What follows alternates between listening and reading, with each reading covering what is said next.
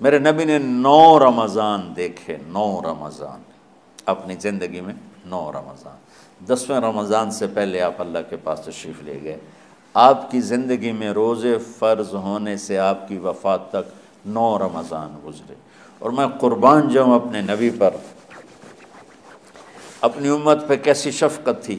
آپ سحری کھاتے تھے بالکل آخری وقت، ادھر بلال اذان دے رہا ہے اور ادھر آپ آخری لقمہ کھا رہے ہیں، اور ادھر سورج نیچے ہوا اور آپ کھجور منہ میں۔ ایک آدمی اوپر کھڑا ہوتا تھا مدینے میں تو وہ چھت پہ، گھر کی چھت پہ کھڑا ہوتا تھا، سفر میں ہے تو وہ کسی پہاڑی پہ کھڑا ہوتا تھا۔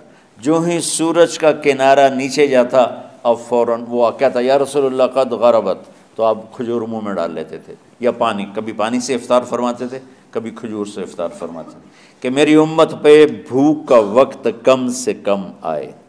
آج کل جو یہ ہمارے افطاری کے اوقات ہیں نا، یہ سورج ڈوبنے کے بھی 2-2.5 منٹ بعد کے ہیں، کہ احتیاطاً، ٹھیک ہے چلو احتیاط کر لو کوئی مسئلہ نہیں، لیکن اصل ہے ادھر چونکہ اب سورج ہمیں نظر ہی نہیں آتا ہے، اس طرح ہم گھرے ہوئے ہیں شہروں میں، دیہاتوں میں بھی اب اس طرح کا ماحول ہے کہ وہ نظر نہیں آتا ہے، تو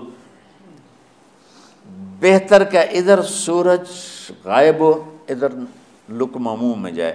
لیکن یہ تب ہے جب آپ نظر آ رہا ہو۔ اب جب آپ یہاں بیٹھے ہو حسنین میں تو یہاں تو کوئی سورج نظر نہیں آئے گا، یہاں تو منار ہی نظر آئے گا، تو لہٰذا احتیاط ٹھیک۔